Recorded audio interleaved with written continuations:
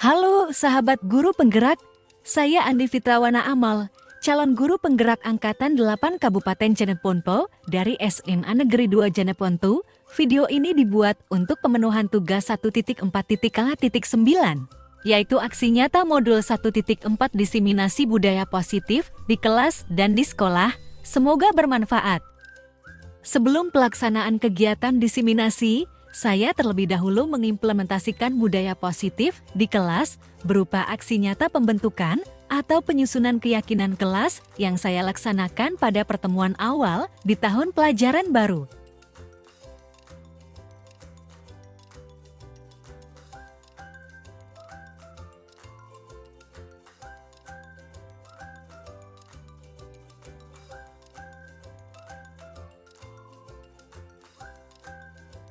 Selanjutnya, setelah mengimplementasikan budaya positif di kelas, kemudian saya berkoordinasi dengan atasan. Dalam hal ini, saya meminta izin dan konsultasi dengan wakil kepala sekolah dan berkoordinasi dengan beberapa guru, bahwa saya akan melaksanakan diseminasi atau sharing pemahaman dan pengalaman mengenai konsep-konsep inti dari budaya positif yang dapat diterapkan di kelas dan di sekolah. Berikut pelaksanaan kegiatan diseminasi atau sharing pemahaman dan pengalaman mengenai konsep-konsep inti dari budaya positif terhadap rekan di sekolah. Bismillahirrahmanirrahim. Assalamualaikum warahmatullahi wabarakatuh. Terima kasih banyak atas kesempatannya pada teman-teman guru SMA Negeri 2 Jeneponto karena telah bersedia hadir di sini bersama di kegiatan diseminasi budaya positif dan penerapan di kelas dan sekolah. Pertama-tama, marilah kita ucapkan alhamdulillah karena kita masih diberikan kesempatan untuk bertemu di tempat ini. Tak lain tak bukan adalah sama-sama berbagi budaya positif sesama guru dan rekan sejawat di SMA Negeri 2 Jeneponto. Hari ini kebetulan ada salah satu rekan kita, Ibu Andi Fitrawana Amal, selaku guru penggerak Angkatan 8 yang sedang menjalani proses pendidikan guru penggeraknya, yang kemudian hari ini beliau akan melakukan aksi nyata dalam bentuk seminar atau diseminasi berbagi budaya positif dan penerapan di kelas dan di sekolah, yang kemudian tujuan dari kegiatan ini nantinya kita sama-sama belajar, saling berbagi tentang bagaimana menerapkan budaya positif di sekolah. Tidak lain dan tidak bukan tujuannya berarti untuk mewujudkan sekolah kita ini semakin maju dan semakin meningkat. Kemudian hadir juga pada hari ini Bapak Kepala UPT SMA Negeri 2 Jeneponto, Bapak Ahmad, yang sama-sama kami hormati. Kemudian Ibu Andi Fitrawana Amal selaku pemateri. Kemudian Bapak Amran SPD MPD sebagai wakasih kurikulum, dan tidak lupa juga guru-guru hebat dari SMA Negeri 2 Jeneponto. Untuk mengefisienkan waktu hari ini, kalau begitu kita persilakan kepada Ibu Andi Fitrawana Amal untuk memulai materinya. Waktu dan tapi sebelum itu kita persilakan kepada Bapak Kepala Sekolah dulu untuk memberikan sambutannya. Silakan Pak. Terima kasih banyak Pak Ibnu atas kesempatan.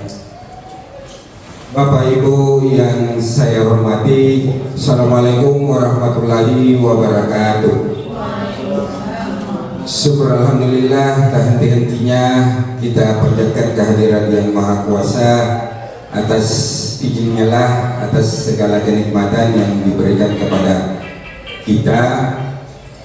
Yang mana pada pagi hari ini salah satu kenikmatan adalah nikmat kesehatan dan nikmat kesempatan untuk mengikuti diseminasi atau seminar budaya positif dan penerapan di kelas dan di sekolah.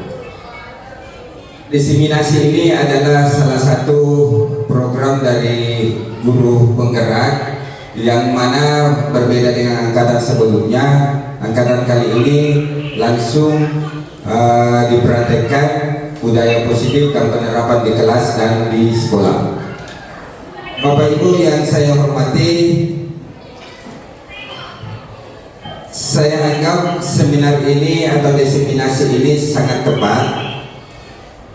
Kenapa? Karena inilah yang perlu kita cari, yang perlu kita kembangkan di sekolah kita, di mana budaya-budaya apa yang cocok kita terapkan baik di dalam kelas maupun secara umum adalah di sekolah SMA Negeri 2 Jeneponto.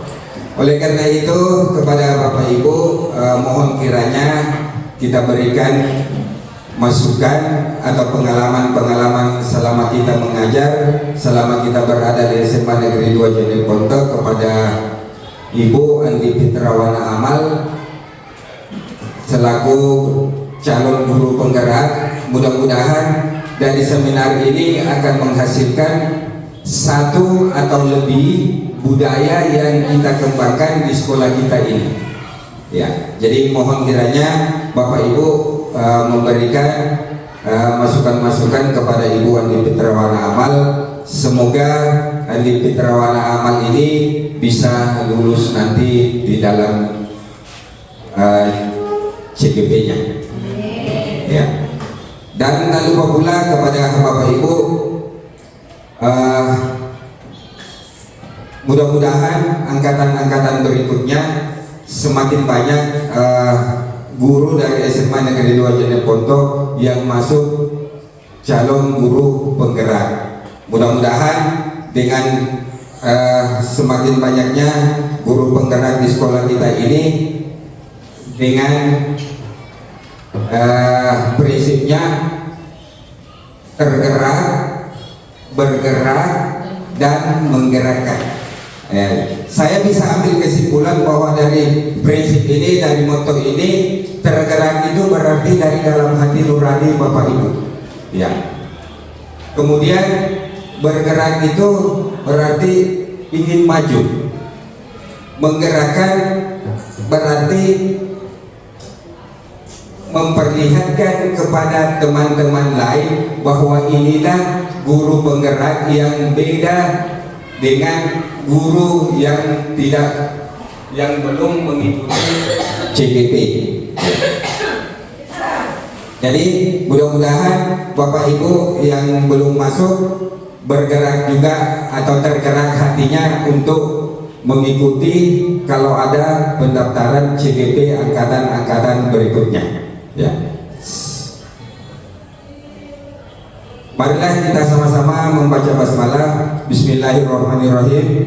Diseminasi budaya positif dan penerapan di kelas dan di sekolah dengan resmi saya buka.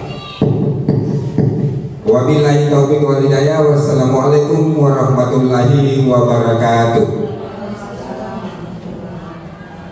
Oke, baiklah, itulah tadi sepatah kata dan sambutan dari Bapak Kepala PT SMA Negeri 2 Jeneponto. Mudah-mudahan apa yang beliau sampaikan bisa kita terapkan dalam kehidupan sehari-hari, dan semoga harapan yang diinginkan beliau dapat kita wujudkan di sekolah kita tercintai di SMA Negeri 2 Jeneponto. Baiklah, untuk mengefisienkan waktu, langsung saja kita persilakan kepada Ibu Andi Fitrawana Amal untuk mulai memberikan materi seminarnya.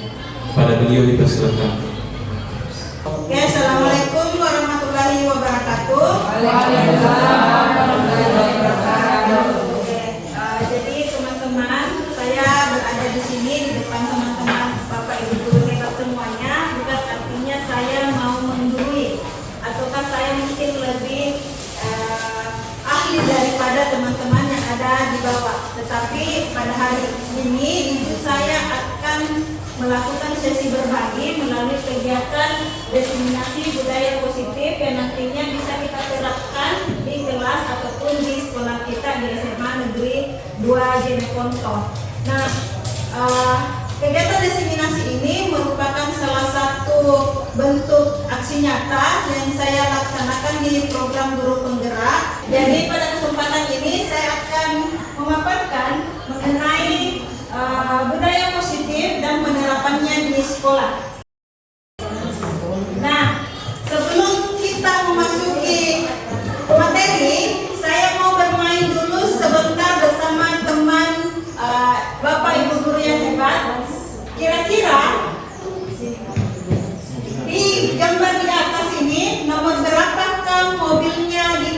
87. 87. Oke. Siapa lagi yang lain? 86.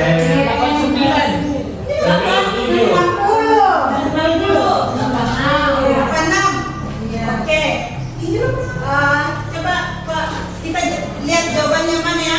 Jadi jawabannya itu adalah 87. Kenapa? Jawabannya itu ada yang ketemu ya. Jadi gambarnya di situ coba dibalik saja. Seterusnya. Oke, lanjut sekarang.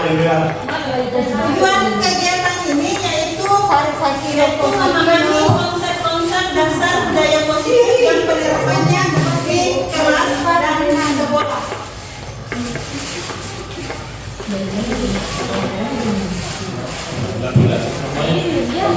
Oke, nah sekarang pada kesempatan hari ini kajian materi yang akan saya bagikan itu ada 7 poin. Yang pertama itu perubahan paradigma, kemudian disiplin positif, yang ketiga itu konservasi perilaku manusia, yang keempat yaitu kebutuhan dasar manusia, yang kelima posisi kontrol restitusi, dan keenam yaitu keyakinan kelas, kemudian yang terakhir yang ketujuh yaitu adalah segitiga restitusi. Oke. Nah, kita masuk ke materi pertama, yaitu paradigma perubahan. Nah, kalau kata-kata paradigma di sini, saya rasa teman-teman guru hebat semuanya sudah tahu apa itu paradigma ya. Ya. Nah, lanjut. Sekarang saya mau mengajak dulu teman-teman, Bapak Ibu. Ini kan semua duduk berdampingan ya, duduk berdampingan. Saya di sebelah kanan, ya, itu peran A. Kemudian Bapak Ibu guru yang berada di sebelah kiri, misalnya ini kan berdua, yang Bu Musna B, Ibu Anti A, seperti itu ya. Kemudian coba yang A menulis sesuatu yang sangat berharga, ya. Kemudian letakkan di telapak tangan yang mana tangan tak yang paling kuat. Oke? Paham? Kemudian genggam sekuat tenaga. Paham nih? Kemudian yang memiliki peran B yang sebelah kiri, pakai segala kemampuan Bapak Ibu untuk merayu, membuka dengan paksa sekuat tenaga untuk bisa membuka tangannya si A. Bisa? Paham ya? Coba kita lakukan sekarang. Sudah? Sudah?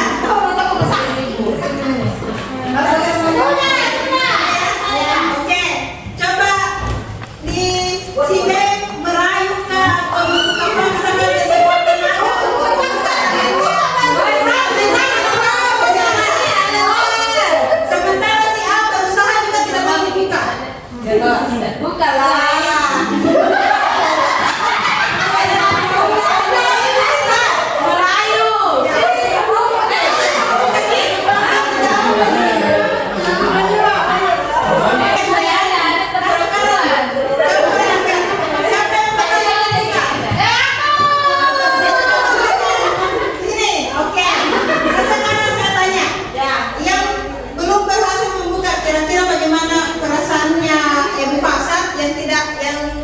Yang berhasil mempertahankan. Kira-kira bagaimana kesimpulan? Pasti bangga. Oke. Nah, yang berhasil bukan. Pertama merasa kuat. Merasa kuat dan bisa merayu. Bujuk rayuku mengenai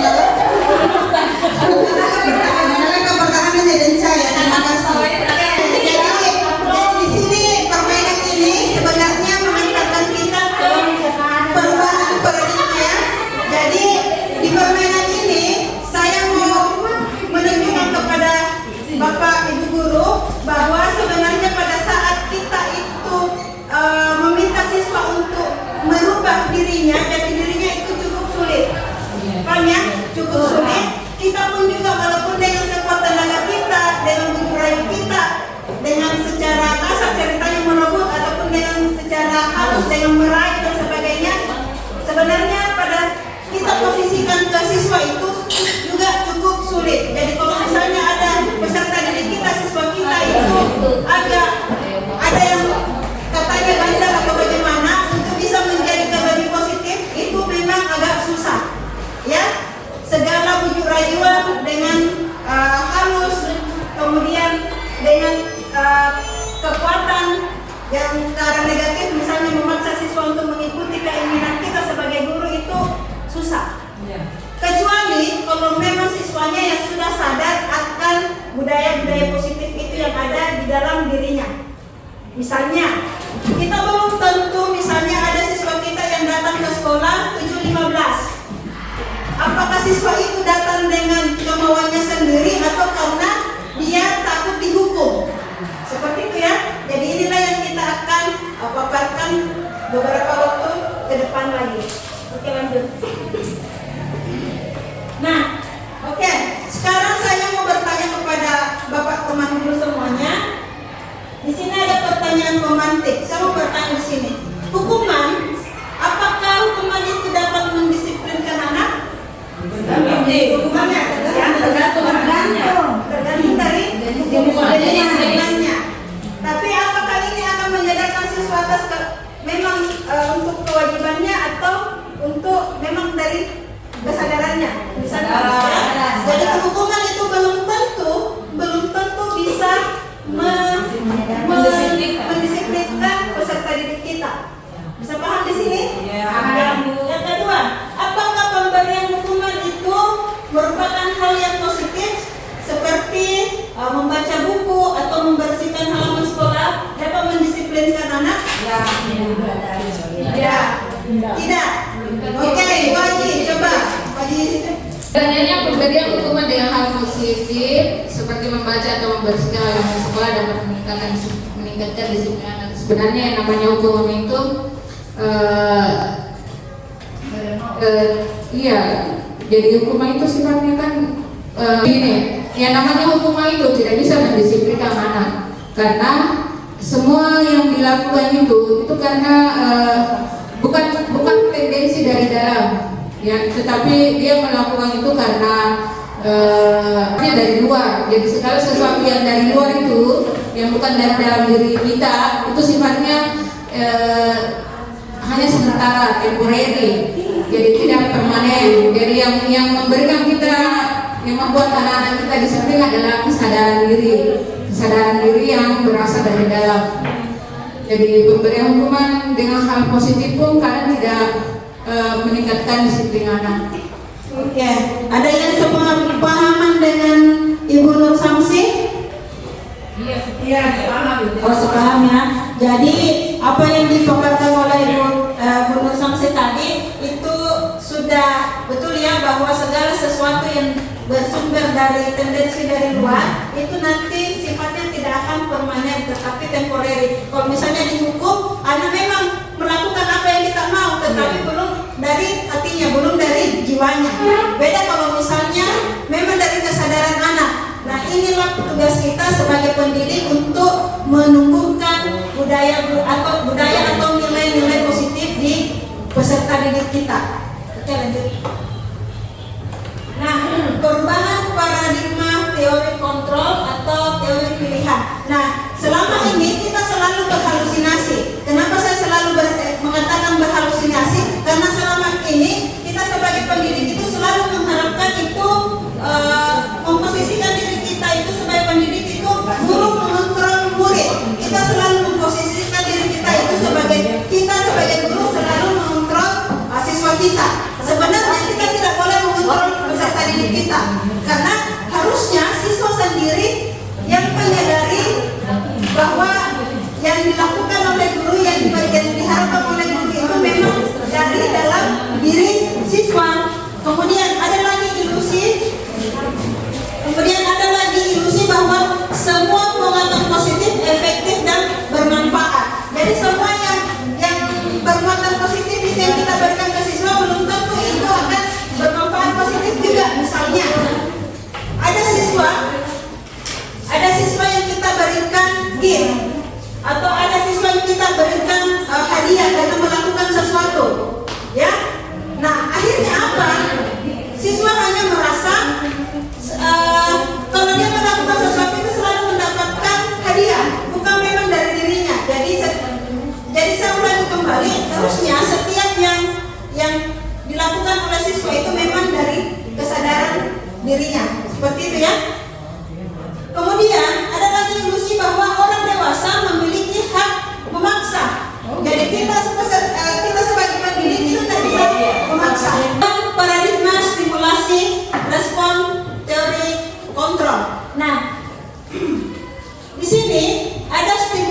respon, kemudian ada teori kontrol atau pilihan. Dimana misalnya contohnya kita mencoba mengubah orang agar berpandangan sama dengan kita. Harusnya itu kita tidak bisa merubah orang supaya kita pandangannya sama dengan pandangan kita. Cara mengontrolnya bagaimana? Kita harus menyadari dalam diri kita bahwa kita berusaha memahami pandangan orang lain tentang dunia. Seperti itu ya. Jadi kita tidak bisa memaksakan kehendak kita kepada orang lain.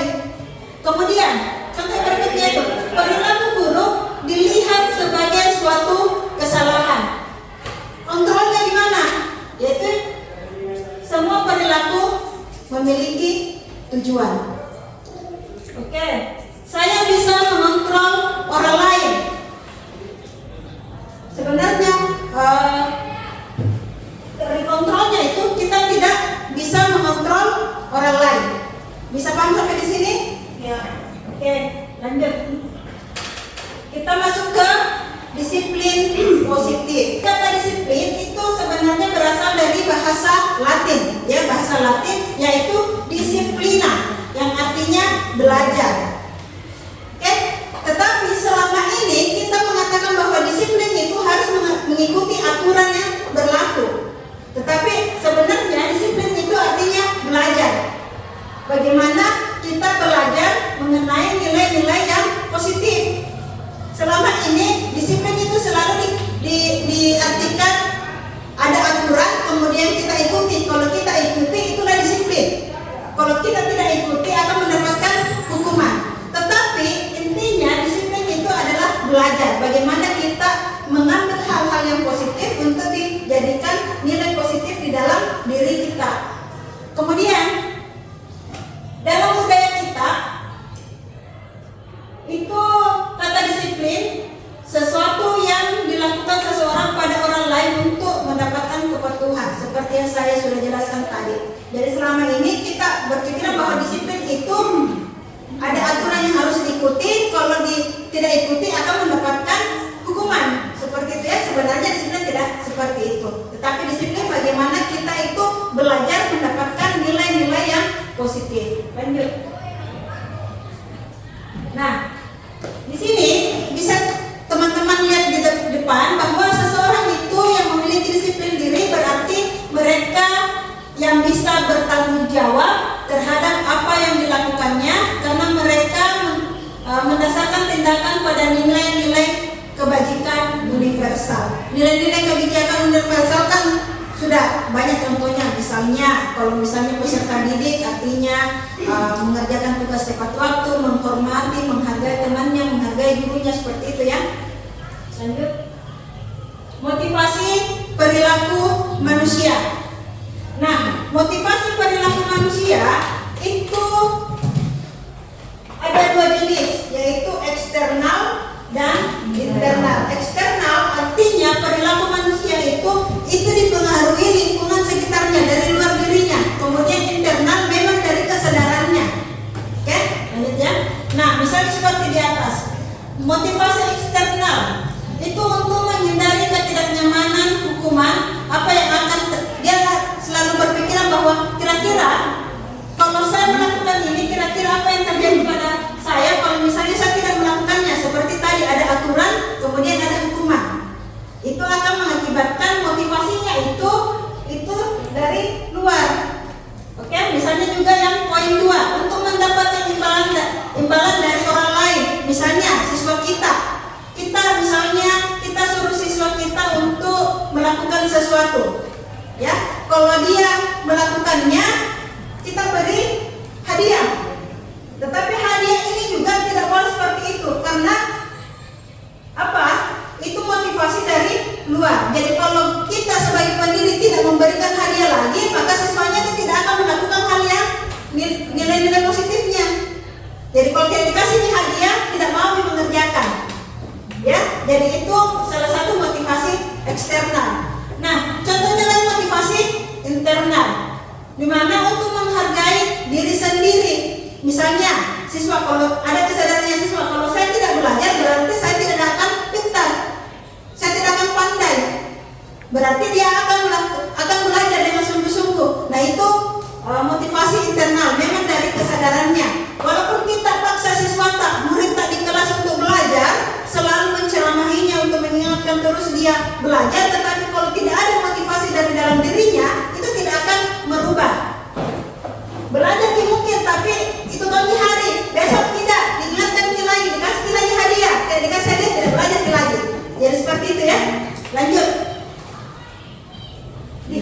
oleh penghargaan. Ini yang saya sebutkan tadi, bahwa penghargaan itu juga bisa menjadi hukuman bagi kita sendiri sebagai pendidik. Karena kenapa? Kalau misalnya kita tadi sudah saya jelaskan, kita meminta siswa melakukan sesuatu, tetapi karena ada hadiah yang dia tunggu, dia melakukan. Setelah dia tidak mendapatkan hadiah, itu dia tidak mulai mengerjakannya. Misalkan di sini, jadi itu karena akan menjadi hukuman bagi si pendidik ataupun si siswanya sendiri. Lanjut ya. Dampak dari pemberian penghargaan atau hadiah. Yang pertama itu pengaruhnya itu hanya jangka pendek. Pada saat itu saja dia mendapatkan hadiah, dia berubah. Tetapi setelahnya itu dia tidak bisa melakukan nilai-nilai positif lagi. Kemudian penghargaan menghukum. Sudah saya jelaskan tadi ya. Kemudian lanjut, penghargaan itu tidak efektif ya. Kayak tadi, kalau kita sudah tidak kasih penghargaan, peserta didiknya tidak menunjukkan lagi nilai-nilai positifnya. Kemudian penghargaan menurunkan kualitas, kemudian penghargaan mematikan kreativitas, dan penghargaan mengurangi motivasi intrinsik. Karena motivasinya itu cuma dari luar karena adanya hadiah. Paham ya? Oke, lanjut. Bentuk program kebajikan atau apresiasi. Berikan apresiasi atau pengakuan itu perlu diingat hal berikut, yaitu yang pertama, beri pengakuan secara khusus. Artinya di sini beri pengakuan secara khusus, misalnya kita memberi penghargaan kepada peserta didik kita yang rajin sholat berjamaah, misalnya, itu jadi penghargaannya khusus, jangan dikasih umumkan kayak umum begitu universal ya. Kemudian beri pengakuan secara pribadi, personalnya, misalnya pada saat kita mengajar di kelas ada siswa yang aktif, kemudian kita umumkan, beri aplaus. Itu salah satu contoh dari pengakuan secara pribadi. Kita sebutkan namanya, oke, penghargaan sebagai siswa terrajin, misalnya atas nama ini. Oke, jadi aplaus juga itu, memberikan pujian seperti itu juga sebagai suatu apresiasi. Jadi tidak mesti selalu berupa hadiah, berupa barang, tetapi dengan apresiasi, ucapan selamat seperti itu juga merupakan suatu kebajikan apresiasi. Kemudian beri pengakuan kepada semua murid. Jadi secara bergantian. Jadi di sini kalau misalnya ada siswanya yang pintar, misalnya di kelas ada yang pintar, jadi itu terus pasti ada juga siswa yang tidak selalu mendengar, tetapi sebenarnya dia cerdas juga, tetapi mungkin dari emosinya ataukah dari bukan cuma dari intelijensianya saja. Kemudian beri pengakuan secara konsisten, artinya misalnya minggu ini ibu kasih pengakuan ke temannya, minggu depan tidak ada lagi seperti itu, berarti siswa yang awalnya bilang, oh saya ini mau tampil dulu berbicara supaya saya dapat pengakuan. Nah pada saat hari itu ibu mengajar di kelas kemudian tidak melakukan itu, maka siswanya akan kecewa. Minggu lalu ibu kasih pengakuan ke si A, tetapi sekarang saya yang aktif, kenapa saya tidak dikasih pengakuan? Jadi kalau misalnya kita kasih pengakuan temannya pada pertemuan pertama, kedua dan ketiga itu kita juga melakukan apresiasi seperti itu ya. Lanjut. Contoh pengakuan atau apresiasi kebajikan, misalnya kemarin saya perhatikan nilai kebajikannya itu misalnya rasa empati dan rasa empatimu besar sekali. Situasinya bagaimana? Pada saat menolong murid yang ada di kelas misalnya. Kemudian kata pembukanya itu saya menghargai. Kemudian nilai kebajikannya itu adalah kepedulian. Kemudian situasinya bagaimana? Pada saat kamu membantu teman-teman mengerjakan tugas di kelompoknya. Ya, lanjut. Hukuman dan konsekuensi. Nah, coba kita Bapak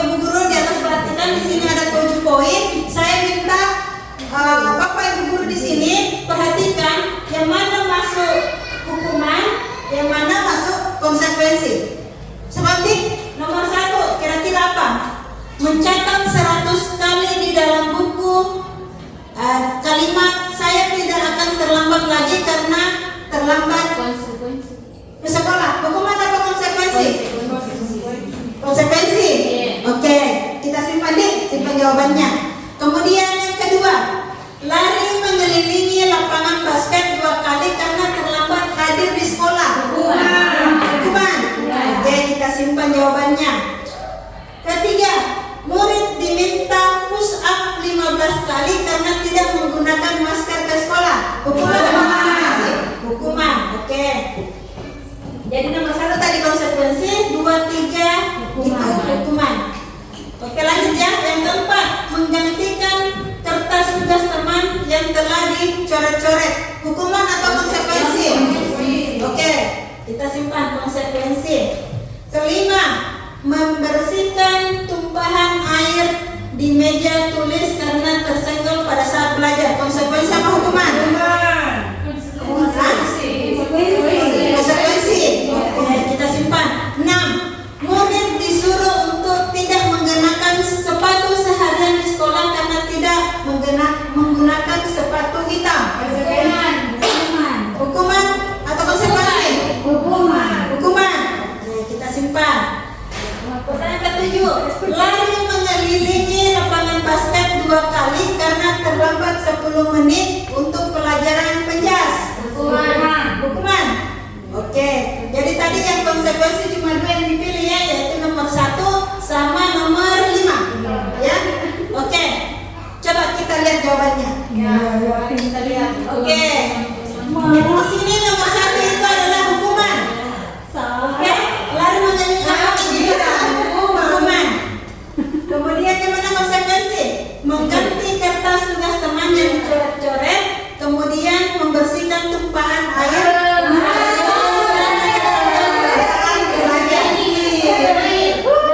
Supaya lebih ringkasnya seperti ini. Kalau hukuman itu berlakunya secara spontan pemberiannya, tidak ada kesepakatan sebelumnya. Bapak Ibu guru hebat. Jadi kalau hukuman itu secara spontan, sebenarnya tidak ada kesepakatan antara murid dan guru sebelumnya. Tetapi kalau konsekuensi itu ada aturan, kemudian ada kesepakatan sebelumnya. Bisa paham? Kalau misalnya seperti ini, misalnya saya di kelas lagi mengajar, ada siswa datang terlambat, saya belum tanya apa alasannya dan sebagainya, saya menunggu di luar, berdiri menunggu di luar, itu adalah hukuman. Karena kenapa? Tidak ada kesepakatan sebelumnya. Kecuali kalau misalnya di awal pembelajaran buat aturan atau kesepakatan kelas atau keyakinan kelas. Misalnya kalau kamu tidak melengkapi tugas, maka nilaimu akan rendah. Itu akan menjadi konsekuensi. Kalau misalnya anaknya tidak mengerjakan tugasnya, berarti nilainya akan rendah. Itu adalah konsekuensi. Jadi ada memang kesepakatan awal antara guru dan peserta didik atau siswa. Paham ya? Iya. Jadi kita sebagai pendidik sebenarnya itu tidak bisa melakukan penghukuman kepada peserta didik kita. Nanti kita akan bahas di posisi kontrol guru. Oke. Kita masuk ke restitusi. Sudah ada yang pernah dengar kata restitusi? Restitusi dulu kan? Belum pernah. Ya sama ya. Saya juga sebelum mengikuti program guru penggerak, saya juga tidak tahu apa itu restitusi. Tapi sebenarnya Bapak Ibu guru dan saya sudah melakukannya, tetapi tidak tahu bahwa itu yang kita lakukan itu adalah restitusi. Paham ya?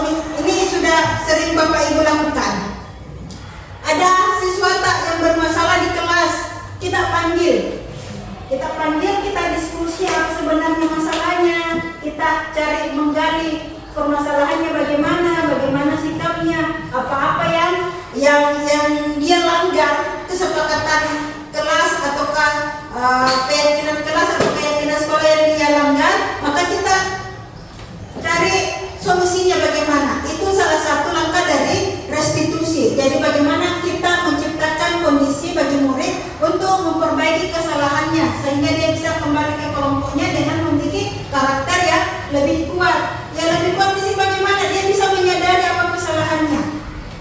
Yang awalnya dia tidak sadari, dia mau misalnya berkelas sama temannya, dia tidak sadari kesalahannya bahwa apakah dia salah atau tidak. Disinilah posisinya restitusi. Oke, lanjut. Sekarang kita masuk ke kebutuhan dasar manusia. Jadi kebutuhan dasar manusia itu Bapak Ibu Guru itu ada 5. Ya, yang pertama itu adalah kasih sayang dan rasa diterima. Butuh tidak?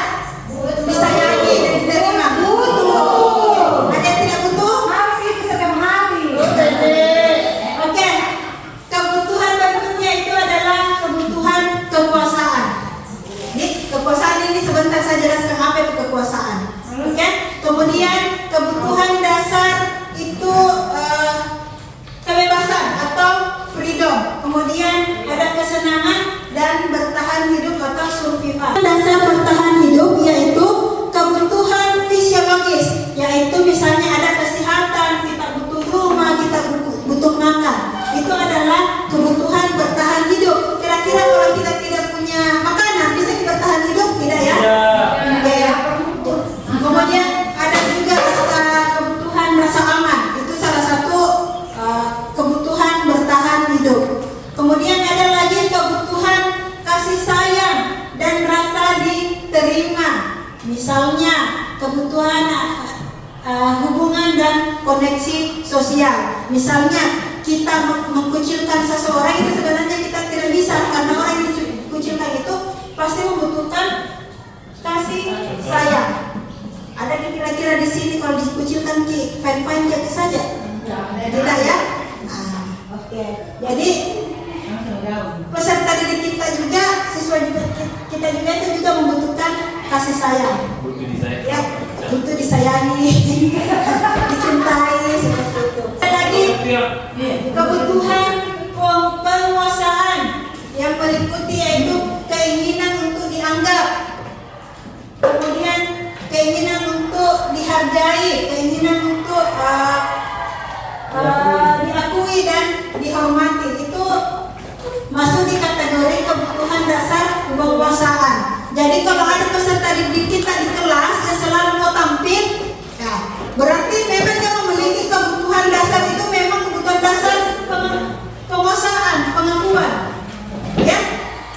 Nah, kebutuhan dasar pengakuan ini juga itu sebenarnya kita bisa tanamkan ke peserta didik kita. Siapa tahu di kelas kita ada peserta didik kita yang tidak, yang artinya tidak bisa tampil di depan teman-temannya, walaupun sekedar angkat tangan saja dia sudah merasa malu. Nah, inilah yang perlu kita gali juga, tanamkan ke anak didik kita, peserta didik kita untuk bisa mendapatkan kebutuhan dasar berupa penguasaan. Ya, ini juga kita harus gali. Kemudian kebutuhan kebebasan, yaitu kebutuhan kemandirian, otonomi, memiliki pilihan. Peserta didik kita bilang, Bu, saya tidak bisa kan kalau misalnya aku tulis tangan di tugasku, bisa tidak saya ketik saja? Kita silakan, itu salah satu bentuk kebebasan pada peserta didik kita. Kemudian ada kebutuhan kesenangan, yaitu kebutuhan mencari kesenangan, bermain dan tertawa. Makanya di sekolah kita juga itu kita tidak cuma belajar saja, ada waktunya untuk istirahat, bisa bermain. Peserta didik kita itu istirahat, bermain, tertawa, insya Allah itu akan memberikan kebahagiaan kepada peserta didik kita. Posisi kontrol guru. Nah, ini agak menarik ini. Ya, 5 posisi kontrol guru itu ada guru yang mengambil posisi sebagai penghukum, kemudian ada posisi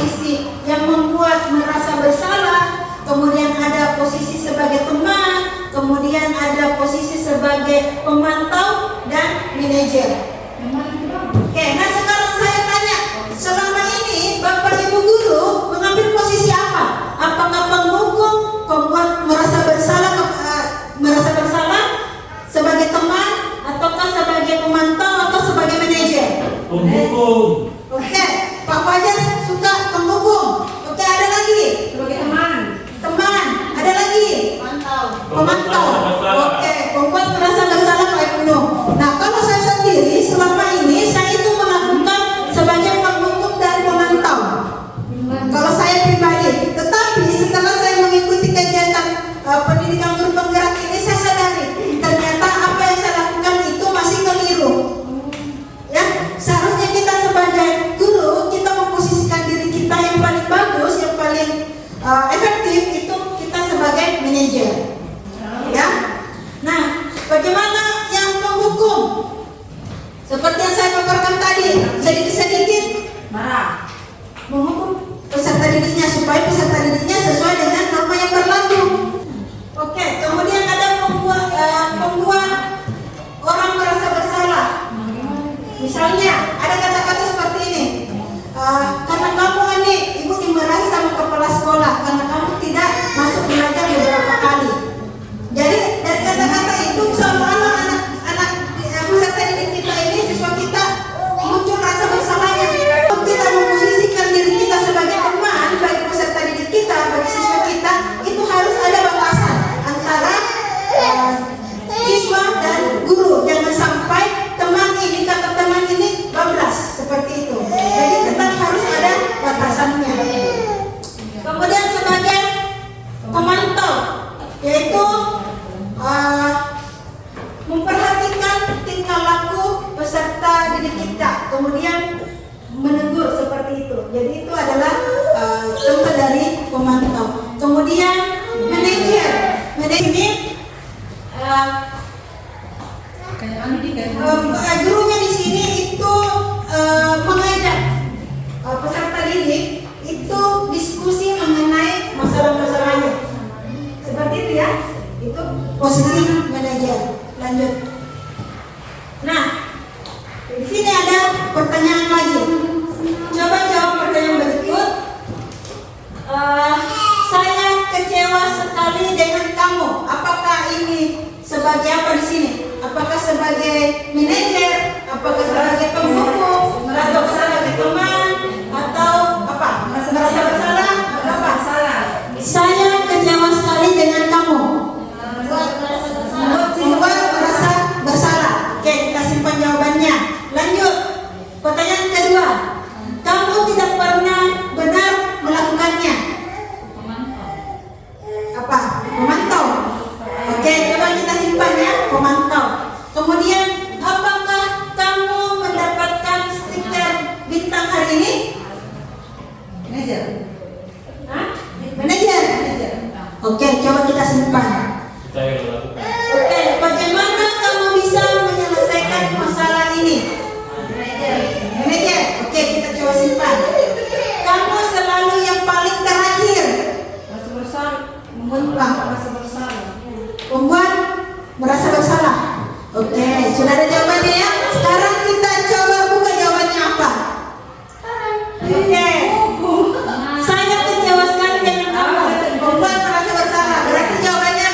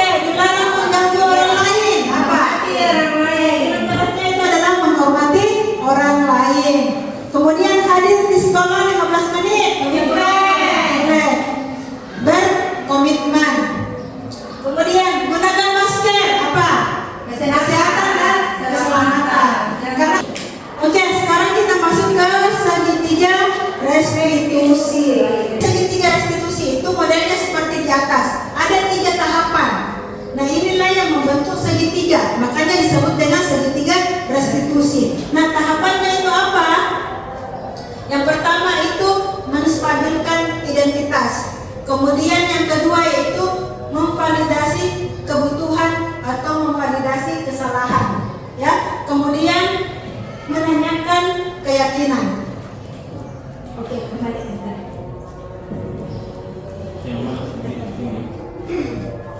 Nah,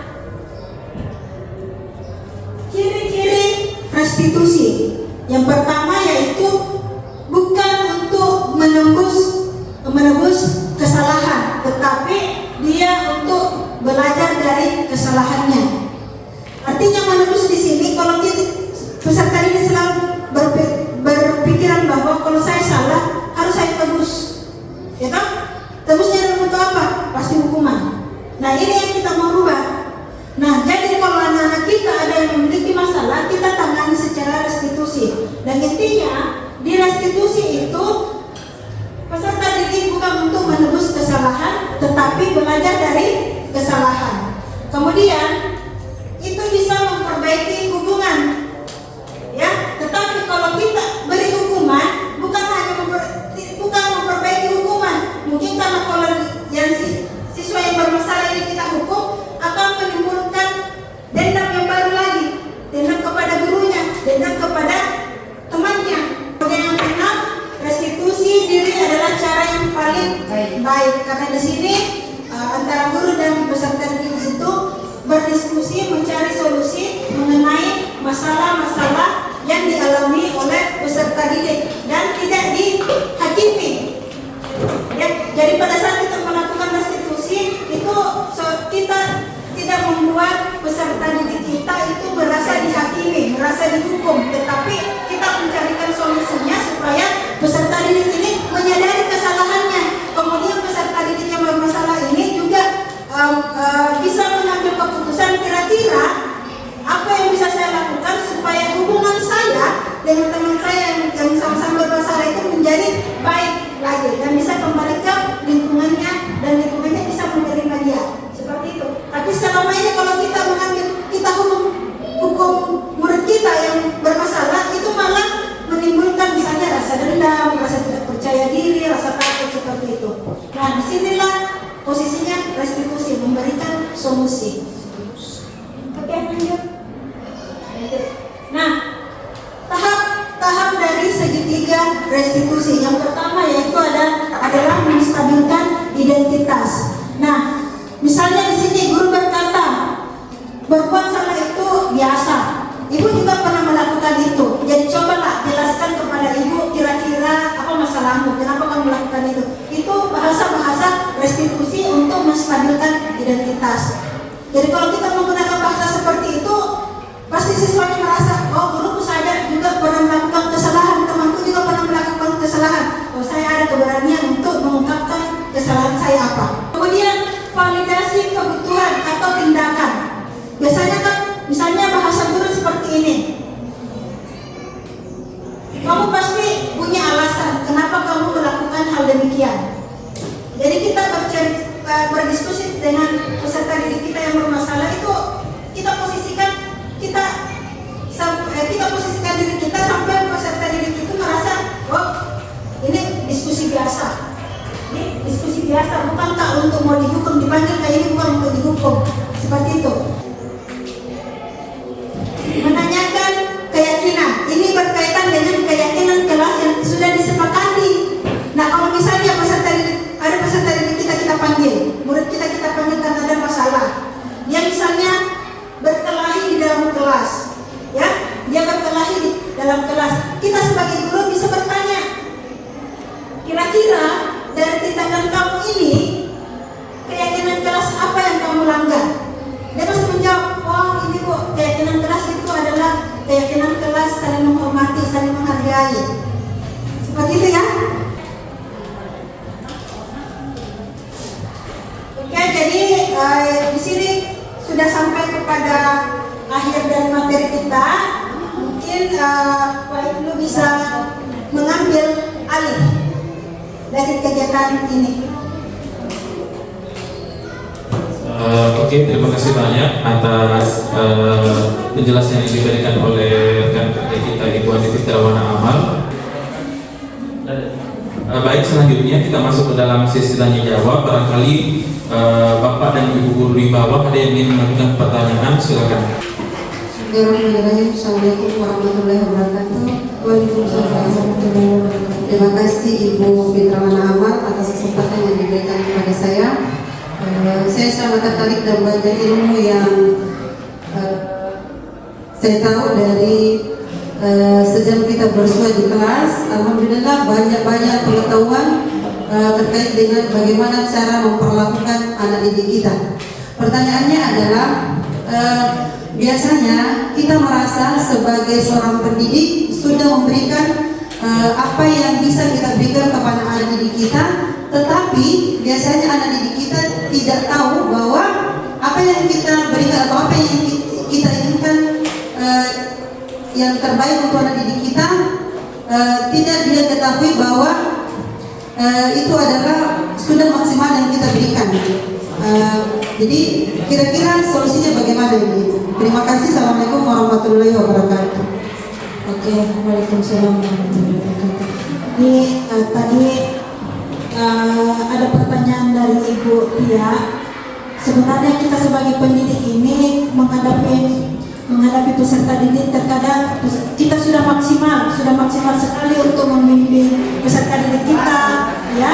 Kemudian ternyata peserta didik kita itu tidak menyadari dirinya bahwa kita itu sudah maksimal melakukannya, tetapi mereka belum bisa berubah. Ini memang betul-betul tantangan juga, bukan cuma Bu Tia, tetapi saya rasa kita semua merasakan hal demikian. Nah, tapi setelah saya mengikuti pendidikan guru penggerak, saya sudah menyadari itu bahwa apa yang saya lakukan itu yang menjerat terhadap peserta didik itu salah.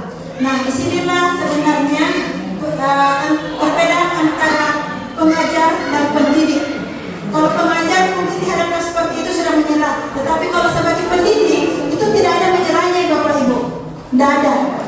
Betul-betul kita pendidik itu kita mengantarkan peserta didik kita itu untuk mendapatkan nanti kemudian hari dia bisa mendapatkan rasa bahagia, merasa berhasil atas apa yang kita lakukan kepada mereka. Kita sebagai manajer, kita mengatur, kita melangkah-langkah restitusi misalnya. Kalau misalnya sudah mentok, kita sudah melakukan restitusi, tetapi peserta didik kita masih seperti itu, pertama itu ikhlas dan sabar menghadapi peserta didik kita seperti itu. Karena peserta didik kita ini bukan batu, Bapak Ibu, bukan batu.